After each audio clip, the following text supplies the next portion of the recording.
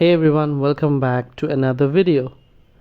In today's video, I'm going to show you how to make a long line in Microsoft Word. So let's get started. You can make 4 different types of lines in Word as much as I remember. To make a single line, type underscore 3 times. If you don't know how to type underscore, just hold your shift key and press the minus key on your keyboard.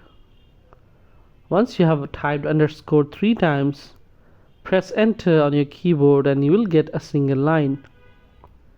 Next, to make a double line, type the equal sign 3 times. You'll find it next to your backspace key. Then press enter and you'll see a double line. To create dashed lines, type hyphen 3 times and press enter. And finally, for triple lines, press hashtag 3 times and hit enter. This will give you a bold triple line. And that's pretty much it. Thanks for watching.